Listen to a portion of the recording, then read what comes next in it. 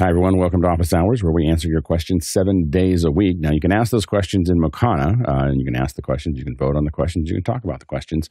If you don't know how to get there, go ahead and go over to officehours.global/join, and you'll sign up. You'll get an email. You'll get links to where the Discord is, where Mokana is, and you can ask the questions there. If you don't want to do any of those things, you can still go to askofficehours.global. That is askofficehours.global, and you can ask the question there. Make sure that it's well-formed. Make sure that it's media related, and we'll throw it in the next couple days. So askofficehours.global. Let's go ahead and jump into those questions. Courtney, what do we have? All right. First up, Alex, is from Ian Alford in London, and he says, I'm going traveling in the next few weeks and want to make some sweet shorts with my A7 IV of places I visit. What is your go-to recommendation for a travel tripod that I can do touristy things all day with? Thanks. Go, Jeffrey. So I'm going to give 3 suggestions. My main suggestion is I've talked about them before. They're the monopods that have larger feet. Like the Manfrottos, they have like maybe a 1 inch, 3 inches total. That's going to not be good enough. You need something with at least a 2 to 3 inch foot span so you could actually set it down for yourself, unless you have somebody running the cameras. So that's always my go-to. Secondly, if you need something lightweight, cowboy stands work really well. Yeah, there's a little bit of back and forth sway, but they work really well. And then, of course, these folding tripods that fold upon themselves, because usually one of the legs can be detached and used as a monopod if you are in situations like that. And then, of course, it folds out so it fits right on the bag a lot of the times. It fits in a suitcase, too. Good guy. Yeah, my best recommendation would be to go visit your local photography store and go try out a couple different models, because they come in so many different sizes and weights. And it also depends on what head that you want if you're doing video versus photography, and then how high that you want it to go up, because these different models, depending on how you're going to pack it around, if you have a backpack that has like some loops that are meant for a tripod. So that's the other thing. When you're at a photography store, the salespeople, if they're good, they'll say, hey, here's what I use, and they'll show you their backpack, their travel rig, or what they use to go hiking. And there's different heights that you might need if you want to get over. If it's you that you're shooting, you might want to get one that goes up to eye level.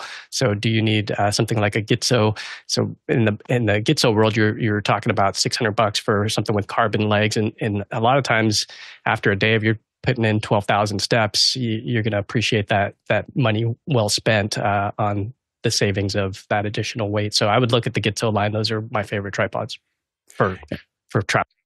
Yeah, I think that the Gitzo ones are great, by the way. The ones that I've used for years, and I bought it a long time ago, and it's kind of my travel tripod is this Mi Photo. It didn't have all these colors when I bought it. It was just gray and black. So I don't know about the colors, but I've used this one for, I don't know, a decade. And it's and when I'm traveling, it's now if you want a fluid head, the problem with that is just that it's really bulky. And so I tend not to take fluid heads with me on those areas. I take ball cameras, and I go, if I'm going to shoot fluidly, I'm usually going to take a stabilizer with me as well. So usually when I'm traveling, I've got a DJI, some kind of, not a Ronin, but the other one that I put on the camera. And so I have that as well as the tripod, and those are the 2 things that I carry a lot with me to make those things work. But again, fluid heads are nice if you want to have these big soft pans, but I find that usually what I want to do with that tripod is, capture some stuff that's real still, or that I'm in, or that people are in. And so I usually just need to lock off with a ball joint, and that works just okay. And then if I'm going to do any kind of movement, I'm oftentimes doing that with my hands. so I move those around. The key with that, by the way, is to keep your elbows in and use your body. You can do a lot with that. Everything's a little bit lower, but the mistake people make is do this, and then they go out with their hands and they end up with a lot of shake. Next question. Next one comes in from Paul Wallace in Hot Springs, Arkansas. And Paul says, OpenAI announced its long-rumored search engine on Thursday, calling it SearchGPT. Although it's being labeled as a prototype for now, then there's a wait list for anyone who wants to use it. Will you get on the wait list? Jeffrey? Oh, I'm definitely on that wait list. That's for sure. They're got to compete with the others, and like Google's. If you do Google search, the first thing that you're getting nowadays is answers from their AI. So being able to say, hey, what's going on in the area, and then getting some more real-time current information is going to be pretty cool. And it's definitely going to take us to the next step in the AI realm, which is stuff that people just need to know about. So we'll see what happens on Thursday. Good, Courtney. Yeah, I don't think I'll be on the wait list. I've been burned too many times by the prototypes that come out and then they've realized that it's hallucinating or something, and then they pull it back and try and tune it up, and then they release it again, and then they pull it back. So I'll wait till it's in final version, then it comes out. I was burned by Gemini when Google came out with their bot combined with search. And getting into search is tough for an AI LLM because, keeping it accurate, when you're searching for something, you want accuracy more above anything else, and you want links to places you may want to go or that may have more information for you. So, if it does it where it involves links and references to where it pulled its information for its first answer, like Google does in its AI augmented results these days, we'll see. Of course, they have one of the biggest search criteria basis to work off of, so we'll see if they keep it accurate. Next question. Next one comes in from Douglas Carmichael. He says, I noticed a lot of phones used on each boat in the opening ceremonies. What app or platform might they have used over private 5G network? I don't know. There were 200 of them, though. They really, this was a big rollout. So there were 200 of them. I don't know what the phones were. I'm going to actually guess that they were Android phones because the Android phones are a little easier to sideload and take over and build your own system into it. Although the BBC, I believe when the BBC did their coverage of their election, those were all iPhones. So it's kind of hard to tell. I don't know what the model was, but we'll see if we can find out. Go ahead, Courtney. And I looked at some pictures of it, and there seemed to be something else plugged into the phone, and beside it, it may have been a ambisonic microphone or some type of stereo microphone pickup for the audio, or it may have been some type of transmitter. It's hard to tell just from looking at it, but Right. It was interesting to see. Maybe they were just transmitting audio in stereo from the boats. Yeah, not sure. But it was a big rollout to kind of cover that area or to have something. And you're starting to see people experiment with it, both with Android and iPhones. The camera systems are getting to the point where it's pretty usable content. Next question. Comes in from Marilee Jushamiera from Weeblo. How do we watch surfing and handball from the Olympics? What's the best screen to watch it on with friends? Good guy. Best screen, we'll start with that. The second part of the question. Best, yeah, it would be a huge LED wall, of course, with the low pitch. It'd be amazing. Even when we did this Tesla event, Jeff and his son's just a monster of a man. He picked up these LED walls along with like 4 other people, but outdoors, people were having a great time watching that. And even though we had other screens that were, normal television screens, everybody gravitated towards that LED wall. And it wasn't even that big a one, and it was pretty coarse. This was at a facility that it definitely made a difference to have that bigger screen. So that would be the first part of the question. Or the first part of the question now is Apple TV would be what I would use. And this is just Peacock's app. And one of the cool things is that they actually have multi-views, where in these multi-views, and I can't show them because it'll black it out because one of them was there. And you can hear a little bit of the audio. And as you switch around, you can hear audio from the different feeds. Now to go to the surfing, you can go browse by sport, and you could go right over to surfing. And when you do find it, surfing is one of those ones where there's some replays. Is that one handball? I can't read it so small on my screen, but let me get over to surfing. I was just looking at it. Anyways, one of these, if you get over to, let's say, boxing, there's the live stuff, and then there's the replay. So this is just Apple TV with the premium version of the Peacock app for $15 a month. So that would be my recommendation, would be Apple TV. Yeah, the Peacock app looks great. For those of us who have YouTube TV, that becomes the thing that we're watching a lot of this stuff on, because it's, I just hit record for YouTube about a week ago said, would you like to record it? And unfortunately, it doesn't do record all. It just goes, would you like to record it? I have to go through each one, but I went through each one and just said record everything. So now I have, all the stuff sitting on YouTube TV. I will say that the Peacock interface is much nicer than the YouTube TV one. It gets kind of lost with all the other things that I'm recording. It doesn't feel like it really grouped it together in the way that I'd like, but it's really convenient to have it there, and it works really well. Yeah, as far as best screen, I would say 30 foot to 40 foot wide 0.9 LED wall. That would be a great screen with a 4K transmission. That would work. So you and your friends would have fun with that $500,000 wall. Next question. Next one comes in from Jason San Augustin in San Diego, California. He says, I have 3 cameras, the Canon C100 Mark IIs. I can control if I allow each camera to send its own Wi-Fi network. Is there any way I can bring those 3 cameras over Wi-Fi to my production network so I can control them on a single network? The answer is probably not, and I wouldn't do it even if I could. Trying to say I'm going to control all my cameras with a Wi-Fi in production. It's one thing. I control this camera, and this is a Sony, over Wi-Fi, but I only do it sparingly to make fine adjustments. I would not use that in production. That kind of control. So I recommend against it. What's happening is for most of these cameras, they're generating their own Wi-Fi network. So they're not part of another Wi-Fi network, and they're not joining another Wi-Fi network.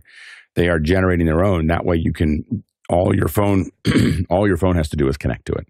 So it connects to the camera as its own network. So I don't think there's any way to merge those networks together. It's just not what they're designed to do. You're kind of going beyond the spec of the camera, and I wouldn't recommend it. Next question. Next comes in from Gordon Lake in Los Angeles, California. It says, groups using Zoom for fundraising levels tend to look like typical Zoom meetings. What's a better approach? Go ahead, Courtney. Well, a better approach is to get them together, get off of Zoom, and get them into a room where you can guilt them into giving more money. Because when everybody's there in the room, they tend to be more generous, because they want to look like, healthy members of society, want to contribute to the cause, and they want to show off in front of their friends. So getting them together in a room, and I've worked on a lot of fundraisers being a teleprompter operator, and there's all kinds of tricks that they use to get people to bid and raise money in those fundraisers called Fund a Need. They get people to contribute different amounts of money, and they work their way down a ladder, and they all have all kinds of tricks to get people to donate. So that is much better way to raise money is for a fundraiser. Zoom, it's a little tougher if you're kind of anonymously there and nobody knows if you're donating or not. All I gotta say is 99.9. These are what we call the 5 nines. Anytime you say you want to bring people into a room, you're giving up at least that. So that is the 99.999% of the population in the world that you'll never be able to get to come to an event, no matter how big your event is. There's no event that gets over 99.999. So your fundraiser probably much higher than that. And so the ability to have an online event, it doesn't have to be nearly as effective per person to do far better if you build that up. Now, the thing is that what's hard is to do it as a one-off. What works better is for nonprofits to think about an ongoing process where they're doing things and they're building up that online audience and building up a connection with that online audience. But that online audience can be much, much bigger than anything they can put in the room. And remember, if you bring them into the room, you got to pay for the room and all the things and all the food and all the all the other stuff. So just kind of keep that in mind.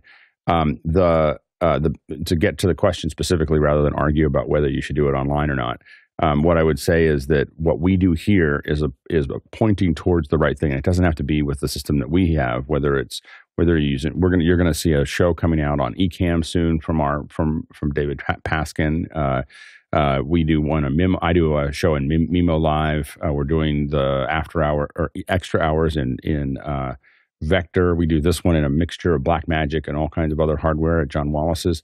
So there's all of these things. We do them in lots of different ways. But taking the core of that is using something that's going to end up using ZoomISO. So whether that's embedded into the actual applications or you're feeding them from ZoomISO, you got to get them out of Zoom. So that's the first step, is get them out of Zoom, build a production that's going to look like a broadcast, and then start having those conversations. You can have so much more control as soon as you start building. And Zoom is the only platform that lets you do that right now. Is to make it, turn it really into a broadcast. But you can't. You're definitely not going to get what you want. Now, the other thing that you have to do is you have to get people little kits. You got to make them look nicer, because what they have at home is worthless. Like, it'll sound bad, it'll look bad. So when you start thinking about this, take the money that you're going to spend on that room, get everybody like a little bit of a webcam and a good mic and a little bit of a light, and you're going to end up with something that looks a lot nicer, and that's going to make it a lot easier. So those are some of the things to think about, but make it more of a broadcast production, and then make it, and you can still bring it back into Zoom, or you can stream it to something there's a lot of donation platforms that you can put a screen into. And so then you can have the donation, the screen going into that. You're there watching a live stream, and then there's places for them to bid on things and to give money. But doing it in the native Zoom probably is going to be not a great experience, as you've already pointed out. Next question. All right, next question comes in from Hakan Farse in Stockholm, Sweden. OB van on location and graphics operator remote. What is your recommended setup for remote operation? It depends on how complicated the graphics are going to be. So you can use any kind of standard graphics package once you get off remote. So it's just a matter of, are they stills? Are they video? Is the partner supplying you a package? And if so, so for instance, Expression is a really popular platform to use. So is VizRT, and sometimes people will just come in with their files. Like, this is or Chiron. These are my files here. But people have used vMix for graphics. Sometimes you can run it through any kind of, a lot of different software to run the graphics in and out. There are a variety of CG generators. So it's just a matter of, but once you get it in, you're just taking that feed, and that feed's going to go through. You're going to comp it onto the feed. What I don't recommend is I recommend when you're doing this to generally run it through hardware or do it in the cloud. But what I wouldn't do is run it through a software switcher like a vMix. I would use vMix to potentially generate the graphics, but I wouldn't run it through vMix. It's a liability. If anything goes wrong, it's your fault. What you want to do is, if it fails, you want to know that you just have video, like, not that you have nothing. So we've tended not to do that on software. But what I'm looking at a project right now where we may do a lot of this, and we're half and half right now, trying to figure out. We have to figure out in the next week or two, but we're leaning towards just doing the whole thing in the cloud. So we're just going to get the feeds sent up as SRT. They go in, and we start adding all the graphics there and streaming them out to where they need to go. Once they get into the cloud, it's a pretty stable place to be. So that's something to think about. As long as we're going to obviously get instances that are way more powerful than what we need. so that there's no issue there. Next question. Next one comes in from Sealings Grove, Pennsylvania, and John Foltz. He says, I have a pesky vMix replay file on a Windows 11 computer. I'm pretty sure it's corrupt. I can't open it or move it, and I can't get it to delete from within Windows Explorer. How do I force delete such a file? Go ahead, Jeffrey. Well, the first thing you want to do is you want to run any type of, you want to run the tools and the disk check on that disk. Hopefully it's not your C drive or your main drive. You should really never record onto your C drive. You should always record onto a secondary drive, especially a drive that would be that's like a detachable drive or something like that. If it's not doing that, usually a lot of times what happens is vMix will be holding on to the file. So once you close vMix, the file will then release and most likely will be corrupt and not usable. If it still doesn't do that, a simple reboot should do it. If that doesn't work, going into safe mode will give it the best chance. If that still doesn't work, the best point at that, if you can, take the drive out of the computer and hook it up to another machine, and then just do a deep check on it to make absolutely sure that disk is working well. If it still doesn't work, get as much data off as you can, and then replace the disk. Go ahead, Courtney. Yeah, if you have time to do all the suggestions that Jeffrey just gave for you, which were all good, if you've got a show coming up for something, try and rename the file to something else, like bad in front of the file name. And if it takes the rename, then you can just reload the file with the original name, copy it back onto the disk, and you hopefully will have a uncorrupted version, unless the version that you got from someone is corrupt.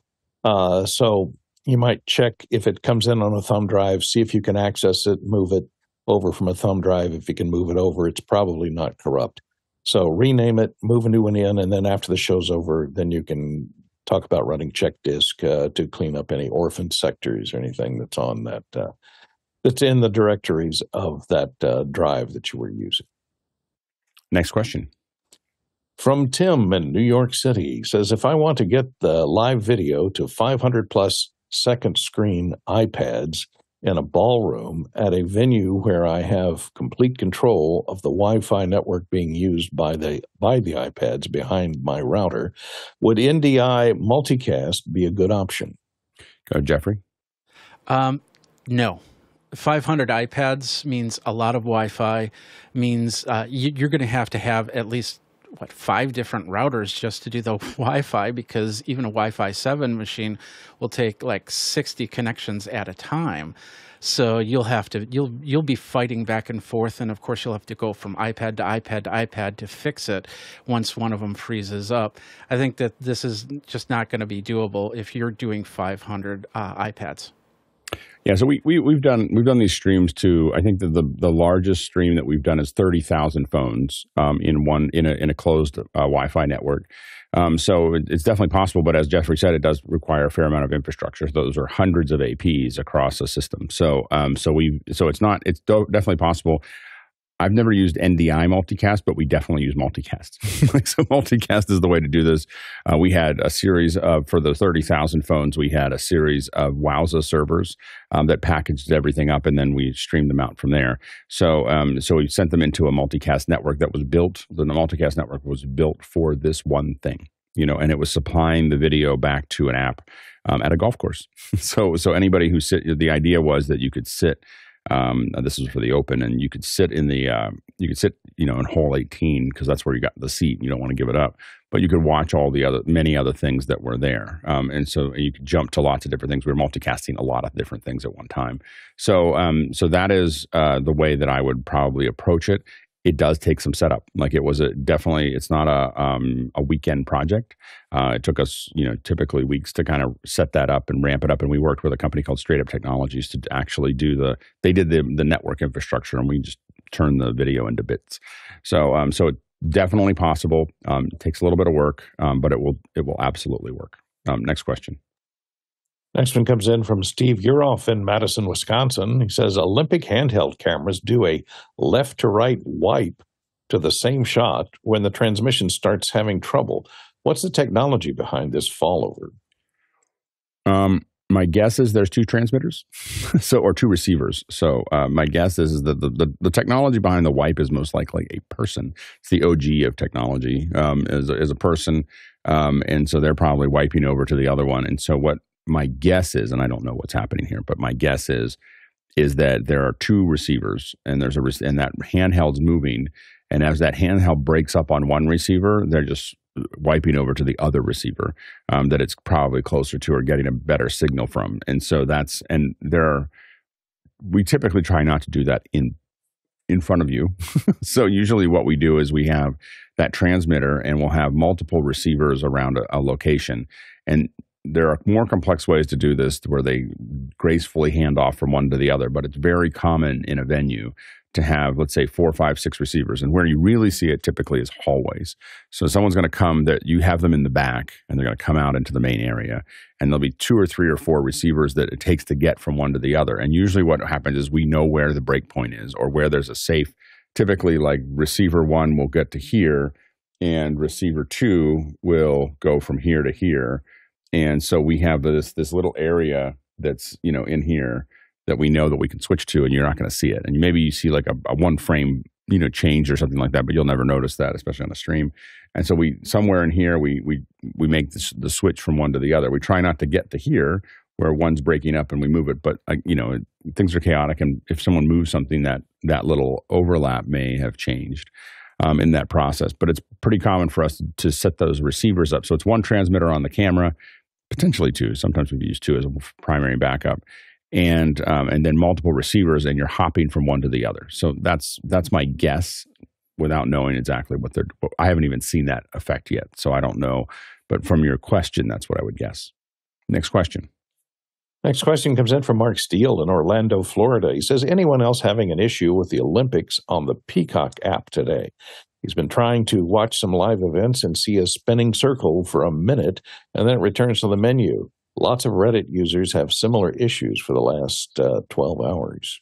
Well, that's the challenge of not using a big infrastructure like YouTube. Is you build your own, and Peacock has built their own. This is probably the largest live event that Peacock has ever done. I'm sure that they built up the infrastructure to do it, but my guess is that they're overrunning the edge. Like, they have too many subscribers watching too much content, and the edge that they built, it was not big enough. It is an enormous pressure, and you're going to have these problems. And the only way to the hard part with testing is that you can test it with programs, but they don't react like people. And this is the thing that we learned, is that you don't know whether it's going to work until you've done it at that scale.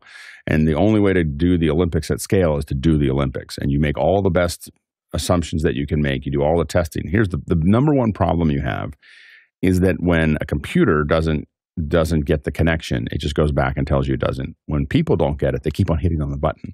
Turns out that's a really hard thing to handle, is people constantly going back and forth and trying to get it to work, and they don't do it in a regular fashion the way the computer will, and it breaks up it can be very difficult. So that's usually the behavior that causes the most trouble, is people trying to restart the stream. But my guess is that they're just over capacity, and they probably could have built another backup that they could have run over to. I think that they probably thought there was no way they were going to have this many views, and they did. So that's my guess, is they have too many. So anyway, next question. Next one comes in from Paul Wallace out in Hot Springs, Arkansas. He says, is this the most rad cable you've ever seen for Apple iPhone and Mac products? And he has a link there. Good, Jeffrey. If you want a $114 cable, 43% off with the Kickstarter, of course, then I think it's definitely rad. But I can usually go to Walgreens or something like that and buy a $6 cable that will do the charging. This is, as far as I can tell, this is just charging. This is not data pass-through or anything like that. It says that it can charge up to 240 watts. And having a long cable, I don't know if I'd want to have a long cable stretching across a room. That's just a trip hazard waiting to happen. I'd rather have the plug close by and plug that in. Of course, it'll work with airports, but once again, it's a $114 cable for charging. That doesn't make any sense to me. Yeah, go ahead, Courtney. Yeah, me either. I mean, if you take a look at this thing that he has in the link, it looks like there's a coiled version as well, and it looks like, I don't know if this is a locking connector of some sort. It looks like a screw-down collar in there that locks the two cables together if you have to splice two of them together to get the right information off. But we'll see if it's going to sell. Yeah, I'm not afraid of the price, but coils make me crazy. So I don't have any cables that are coiled like that. The coiling is something that is a big no for me. Like I just don't like the way they get tangled up in things, and it looks like a cool cable, and I spend a lot of money on cables, and even on individual ones it doesn't.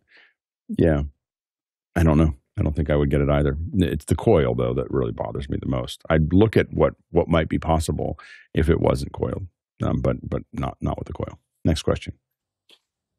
Next one comes in from Rion Smith in Trinidad, West Indies. He says, hey, the DJI SDR video transmitter says it has a minimal latency of just 35 milliseconds. How usable or unusable for live video is that at 60 FPS? It's usable. It's not great, but it's usable, and it's pretty nominal for a lot of wireless transmitters to have some latency to them. When they say almost zero latency, usually a frame or two is what you're going to lose, and we use that all the time. So we're kind of, even with higher end transmitters, we're used to losing a frame or two. This is 2 frames at this would be 2 frames at 60 frames a second, 1 frame at 30 frames a second, would be what you're losing there. And that's a pretty typical thing. When we see wireless cameras, we expect to lose 1 or 2 frames. Now, what we do is we tend to correct our audio sync to the wireless camera. And the reason that we do that is because your mind it doesn't bother you when someone's 1 or 2 frames ahead. It bothers you when they're 1, 2, or 3 frames behind. When the video is behind the audio, your brain is not used to seeing that, so it looks weird. When the video is a little ahead of the audio, we see that all the time because light goes faster than sound. So you see light instantly, typically, and then sound goes about 700 and some feet per second. So you lose about a millisecond every millisecond a foot. Is really where you're at. So it being a little off is something you're used to. In that area. So anyway, so so I think that I think it's fine for most productions. I don't think I think it's really interesting that they promoted it as an SDR video transmitter. I'm assuming that we're waiting for an HDR one. if they say SDR, they make it a big deal. Otherwise, they just say a transmitter. So it'll be interesting to see what else they roll out. But it does look like a good little transmitter. Next question. Next one comes in, once again, from Marilee Jusha Miera in Weeblo. Says, how do I watch surfing and handball? I think we saw this one already. I think at the Olympics, up. This was my What's fault. The best I think way to share this with friends? It's fine. That's a little different, but No, I think it's the same one. I think that this is the same one. It was posted twice, and I accidentally put it in twice, and it's my fault. Next question. Get along. Paul Wallace in Hot Springs, Arkansas says, AI stocks had a tough week. Just a correction or an uptrend or seller's control and downside likely. Thoughts? And he has a link there to the stock report. Go ahead, Jeffrey. These are volatile stocks, so yeah, they're going to be ebbs and flows easily. Crypto's a volatile stock, and if you have a weak heart, don't play the stock market on these types of stocks. Yes, AI is eventually going to jump up, and it's going to be very profitable through time, and it really depends on the stock, of course. So you're getting into the market with some of these low-end AI companies. Yeah, you're going to see a lot of ups and downs when it comes to AI, and it'll start to stabilize. And I have a feeling in the long run, your AI stocks will be very profitable. You probably want to spread your risk out. 70 to 80% of the stocks out there. 70 to 80% of the AI companies will fail. That's just the way that a rush goes. So we're in the rush, and in the rush, a whole bunch of people are going to jump in.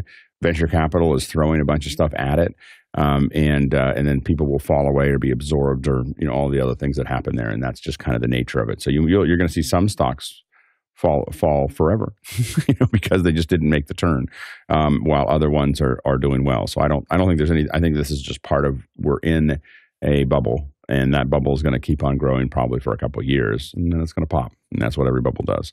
So that's what you can probably expect there. If you are watching and you'd like to ask questions and you're not in Makana, of course you can go to askofficehours.global. That's askofficehours.global. Remember that you can ask those questions 24/7. Try to ask them once at a time. Sometimes be careful when you ask those questions to really make them clear English, trying to say something funny. We won't understand it. And then it doesn't go through. So really just ask the questions pretty straight there, but askofficehours.global. If you've got a question 24/7, throw them in there, and we'll get them in the next couple of days. Next question. Next question comes in from Michael Weber in Foxborough, Massachusetts. He says, should I use Ethercon cable when deploying NDI PTZs on a stage? Cameras will be movable, mounted on tripods. He's thinking Ethercon would be rugged cable that would lay better than off-the-shelf Ethernet. What are people using in this situation? Guy? Yeah, if you can afford it, I would definitely go that route, just because coiling back up regular Ethernet cable on site during a gig is just a nightmare. So having proper Ethercon cable, especially enough of it, because inevitably you have to get moved around and you don't have a cable that's long enough. So I've seen people have to resort back to regular Cat5, or if you're just going to ditch the whole venue, like at the end of the day, if you're just going to say, cut my lines and I'm leaving before everybody else because I'm buried underneath a bunch of stuff, then I would use regular Cat 6 or Cat 5e cable and just leave it and just be done. But be aware also that you might want to have a convenience panel just for trip reasons and in case anybody yanks on your cable, that it doesn't bust your camera or trip it over. So Ethercon is a way to get it far, but then you might have a little convenience panel to make that final hop into your device. Next question. Next question comes in from Philip Oler in Katona, New York. He says, I've used the NewBlue Titler Live for the past 5 years on a Tennis Livestream for data-driven graphics. I have always had issues with the data not linking to the format of the graphic and having it corrupted. Recommendations for live data-driven graphics? Well, some of it's how you handle the data that's coming in. So if you're talking about coming in from one of the controllers that controls the scoreboard, that is going to be, you have a handler there that you have to handle to make sure that that's working correctly. But if it's not that, one thing I would look at is SPX. SPX is the graphics engine that we use for this show, and it's all data-driven. That makes it work. And Tuomo is really a great partner, the person who builds SPX. So he'll work with you to figure out what's going on. So it's not just another company; it's someone that's kind of in our community and really amazing. So SPX graphics, take a look at that. It's, I believe, free. You need to pay to have him help you develop it, but it's not going to cost you more. So check that out. Next question. Next question comes in from Vienna and Leon, and he asks, Alex, thank you for the answer on the unique speaker in ZoomISO. It made me wonder, should office hours do a full tutorial on pipelines for remote guests? If it has changed so much in recent years with the tools all evolving. Yes, you should. It's on the list. We're just happy to do the show every day. But it is something that we talk about all the time because it's so frustrating to watch other people not doing it very well. And we definitely want to build more pipelines on showing how to do this so that more people can do it. It's on the list. The list it's getting almost to the top where you're going to start to see more videos popping out. So stay tuned. Next question. Next one comes in from Tlaloc Lopez Waterman in Brevard, North Carolina. Mark at Isadora has started to publish some more izzycast tutorials. Anyone get any good ideas for how to use this new capability? And he has a link in there. Yeah, I've already reached out to Mark to come on the show. Isadora had a big update. I think one of the biggest updates they've had in years yesterday. And so we're working on getting Mark to come on to the show. I've already given him a date, and we're going to see if it works for him. But if it works for him, then we should have Mark on in a couple weeks, and we'll get him on and have him walk you through it. Really excited about the update. Next question.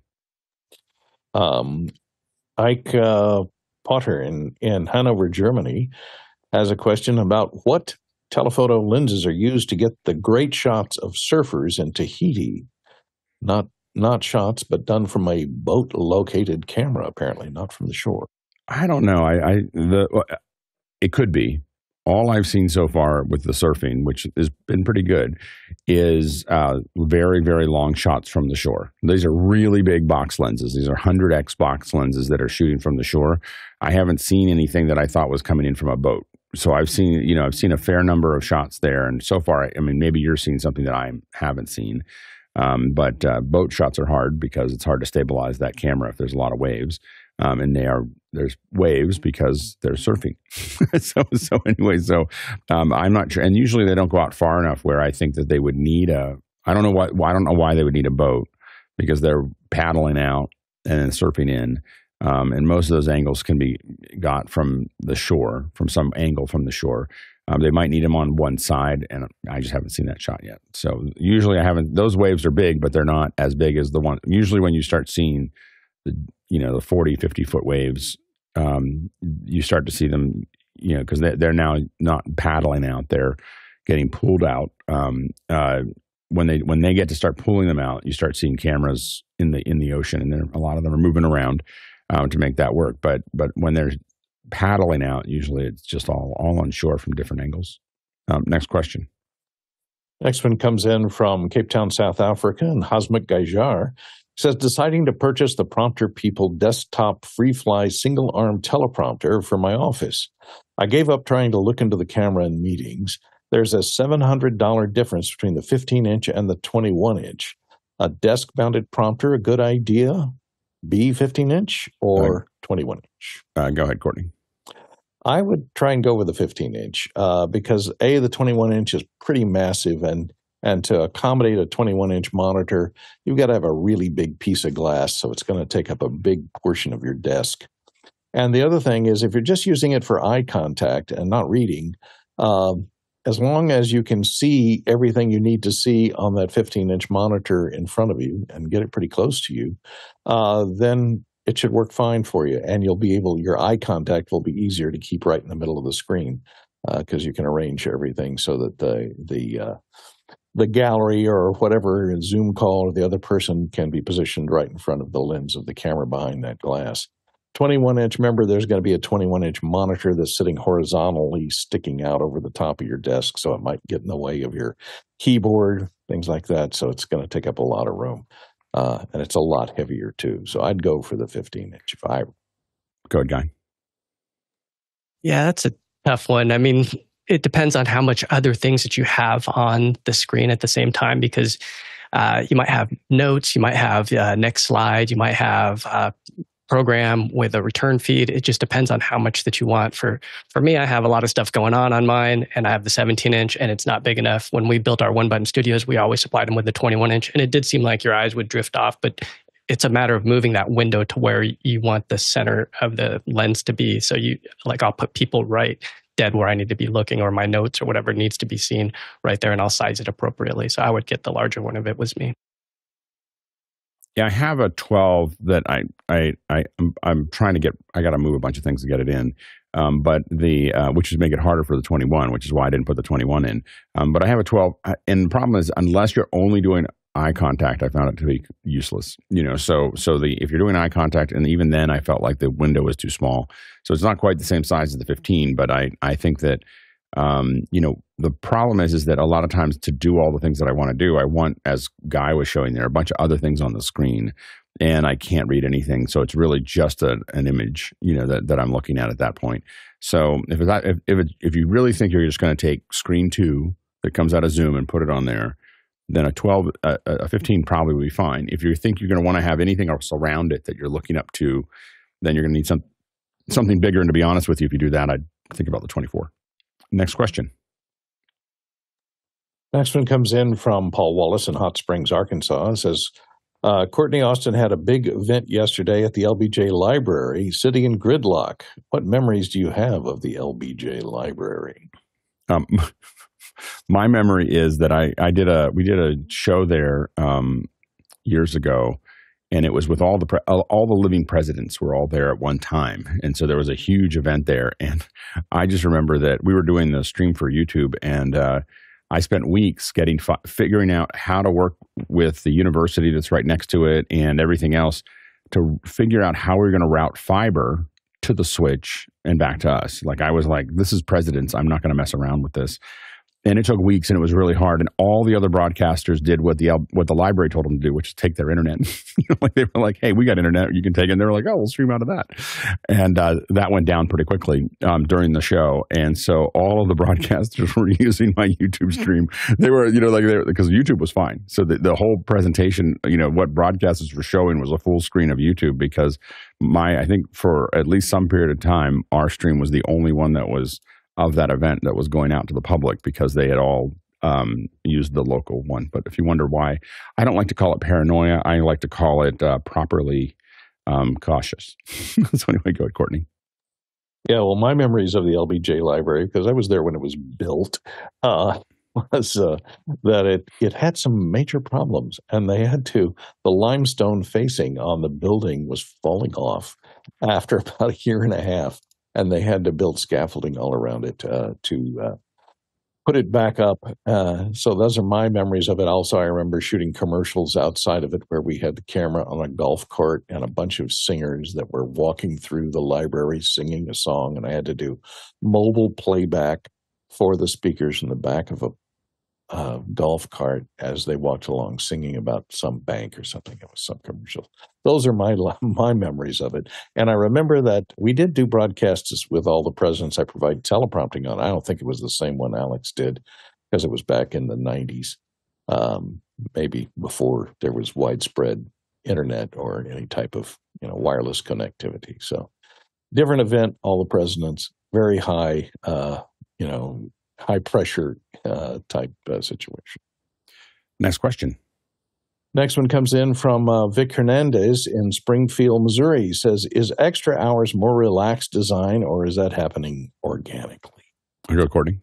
Well, I was on extra hours last night. It is a little bit more organic. We try to follow the rules that we follow here on office hours and raise our hands and talk in series, but it's a little looser and we kibitz a little bit more back and forth. And a lot of us will leave our microphones open, and microphones are being managed by the individual users by muting in Zoom. And since it's a whole different system that is being run in the background, that it takes a little less overhead. So we get to be a little freer and leave our mics open sometimes. It's a little more relaxed. And there's only 6 panelists, and so it's limited into the number of responses that will happen. So, yeah, it's a little looser. It's after dark. It's after 5 p.m., so who knows how many people are drinking. Fortunately, it feels organic to the panelists, but Grant and I definitely talked about it very explicitly that we wanted to relax the system and try something else and see whether how it works. So it's absolutely by design, and we're just experimenting with a new format. And you'll see that each one of the shows that we do, whether it's the fireside or some of the other ones, they'll all have slightly different formats, and we're experimenting with different fields. We're experimenting with different software platforms or hardware platforms. So we're playing with lots of things because I feel like we need to know how all of these things work and play with lots of formats, not just our format or the one that we use in the morning. So we're experimenting with it. Hopefully it's every Monday at 6, rain or shine. And it's all in the cloud. So it's all above the rain. so anyway, and Grant is hosting it. I'll be on many other shows. Last night I was while everyone was talking and having a great conversation, I was out at a concert for dengue fever. I didn't get dengue fever. I just really enjoyed it. So anyway, by the way, I highly recommend the band. It's Cambodian. I was going to say, you enjoyed dengue fever? I did. I had a great time. It was about 200, 300 people at the Lagunitas brewery, and Kevin Hansen and I. So we listen to it while we work. It's Cambodian surf rock, and because we don't know any of the words, it's really easy for us to work to it and not ever get caught up in it. And but it's really good, high energy and fun, and so we just had to see what the band actually looked like because we've been listening to this band for years. And Kevin, knows all the songs. I think he actually can sing the songs. He won't do it in public, but he can. So we went and saw them, and they were fantastic. So really, if you ever see, I know that you'll be worried about it, but if you ever see dengue fever at a theater, at a concert near you, a lot of fun for a band. So it's really good. Next question. Next question comes in from Vic Hernandez in Springfield, Missouri. He says, is the theater with the LCD screens a public cinema or a private facility? I believe it's a public cinema. I mean, Courtney, you can let me know. But I thought that this is the Amazon theaters down in Los Angeles, and Courtney and I both went to see them. Go ahead, Courtney. Oh, can't hear you, Courtney. Oopsie. Sorry. They are public theaters now. They're owned by Amazon. They're in Culver City, the Culver Cinema. And you can go there and look them up on the internet and see what's playing there. I went the other day to see a movie there. So it is quite amazing. They're not LCD. They are micro LED screens from Samsung Onyx system. And they've got two 4K and one 8K screens that are there. So you can see movies on those and figure out which one you're going to see. But they're quite amazing. When the theater goes dark, I mean, you just see the exit signs. You can't even tell where the screen is. It's just a black void. The blacks are so black on that LED screen. It's amazing to see. And the sound is a little bit different because they have to bounce the sound off the screen rather than through. Do you notice it that much, the sound? No, I didn't really notice any problem. And the films I saw, I can't remember what it was now, but was in Atmos. And, it had the overhead speakers and the side speakers, the surround speakers, and the primary left, center, and right were reflected off the screen, but it sounded pretty much normal, unless there was a little bit of high-frequency attenuation, but I think they adjust for that in the design of the drivers. Did it feel very bright? It seemed very bright, yes. Well, it's just the contrast ratio. When it doesn't fade to black, it's like, well, where'd the screen go?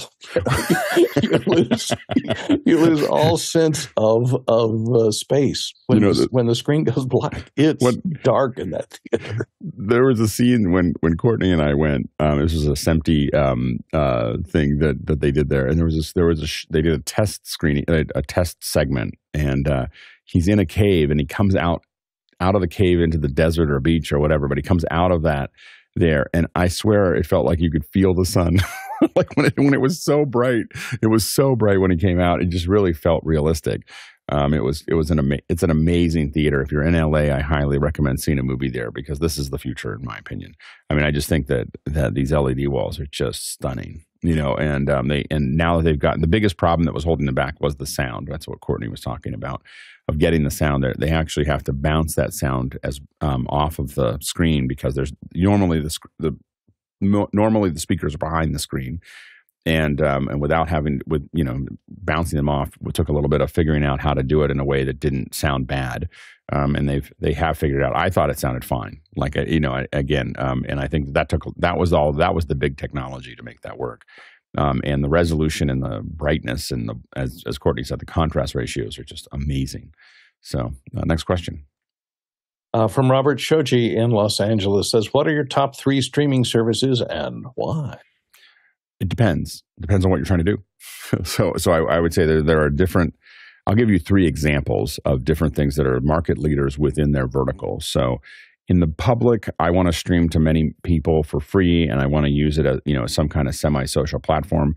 YouTube is by far the best streaming platform for that. It is. The problem with Facebook and Twitter and others is primarily that they come out of a feed, and the feed that brings people in takes them back out again. I think that Twitch is just, they've never made money with it, and they're trying to constantly save money at things. And so there's just all these weird things about their streams that is just always, a little odd. And it's a very vertical culture. So I don't know if they've tried to get past games, but it's really hard because it's a really gamer environment. They have really long streams and people really like them, but it just always feels like it's not quite put together there.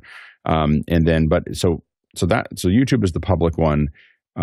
If you want to have something that's corporate and private, and you still want to stream, Vimeo is going to start costing you money, but Vimeo is probably the best corporate stream that is kind of private, and I would call it prosumer. So like a prosumer streaming platform is Vimeo.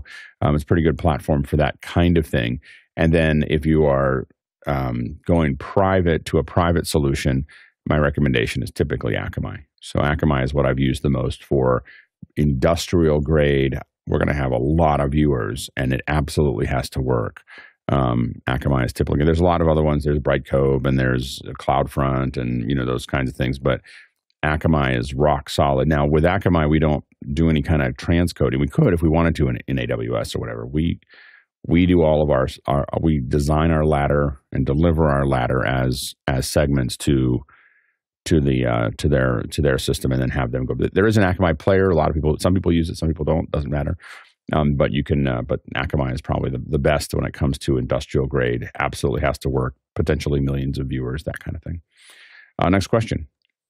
Next one comes in from Paul Wallace in Hot Springs, Arkansas. It says, discuss the evolution of AI voice mod tools, such as the ones at Yarrow sells. He gives a link there. Go ahead, Jeffrey. There were a lot of different pieces of software on there, so I'll be very brief on this.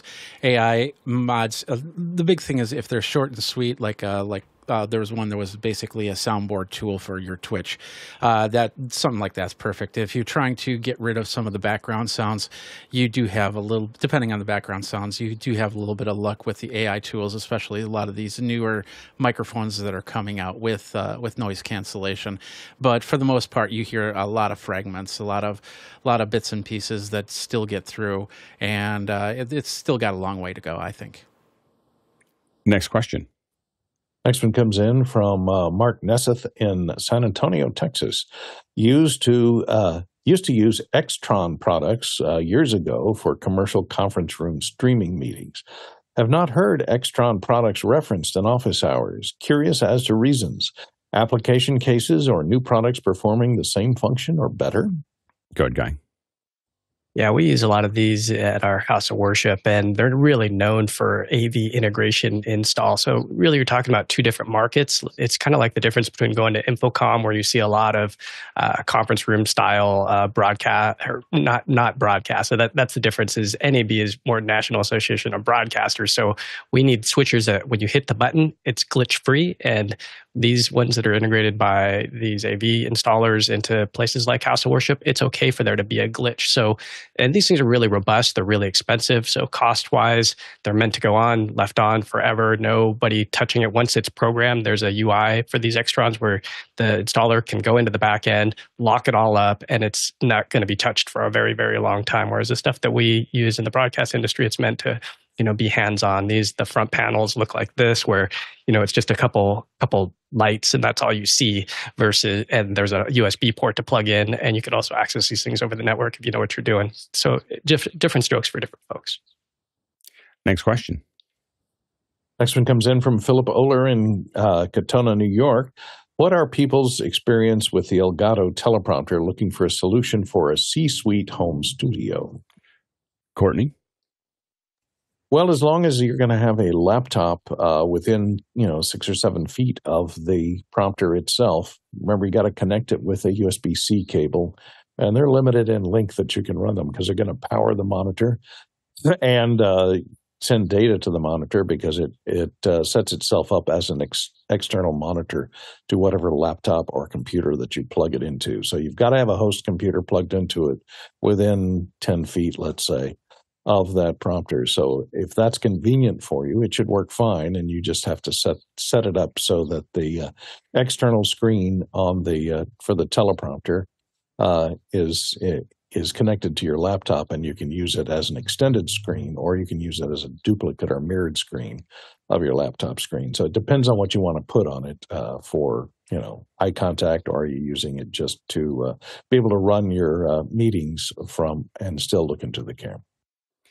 For a simple C-suite and someone who's going to have a thing that just does the thing, I think it's probably fine. I would never use one because I do so many complex composites and everything else for my teleprompter, where I have notes, I have other things going up, I have all kinds of other things that I want to put in there, that it wouldn't work for me. I need an HDMI or SDI input to make that actually work. So it wouldn't work for me. I do think that there is for creators that are doing some pretty basic stuff, and for C-suites where you're going to set it up and just leave it, it might be a good solution, but those are the challenges there. Next question. Next one comes in from Henry Ramos in Yonkers, New York. Anyone hear about Ticketmaster data breach?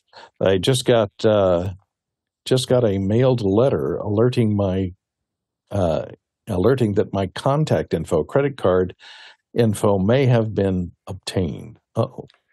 It's going to happen. I talk to a lot of folks, and they do recommend, I've been looking at it, I haven't gotten it yet, but LifeLock and other things like that just that pay attention to those things and see if it's being used. I think that these kinds of things are going to happen. It's very hard to secure that much content. So it's, the other thing that I'm starting to do with some of my cards is changing the numbers, relatively often. So, just having them reset my card and getting a new card. And it takes a little bit of work. What I like about it is I realize all the things that I might have forgotten that I was subscribed to because they're like, hey, you gotta get the payment. So changing those out, I used to do it by accident. I'd lose a card or do whatever. And now I'm starting to get into a pattern where I'm starting to set times where I'm resetting my cards or asking for new numbers. To do that with an Apple card, by the way, you can just change them anytime you want, or once a month or something like that. So you can change them all the time if you want to make that actually happen. But in general, starting to think about changing them is probably good security because. And the other thing that this leads into is that I would highly recommend using some kind of. We were just talking about this like a couple days ago with a friend, and they were trying to talk about how they were doing their passwords. And I'm like, you should use a password manager. Have a very secure, login. Change that login fairly regularly. It should be a phrase that you can remember from your childhood that no one else would know. But have everything other than maybe a handful of things to get into your Gmail and to get into your computers or whatever. Everything else should be two-factor, and everything, or it should be two-factor to get into your password manager as well. But then everything should be a long hash, as long as you can put it in there. I think my typical one is like 26 characters or something like that. And it's shortened it if they say you can't go that much, but I usually start with that. And it always pops up and says, you have a very strong password. But every password should be a hash, and every password should be different than the other passwords. And that's one of the ways that you kind of help secure that process.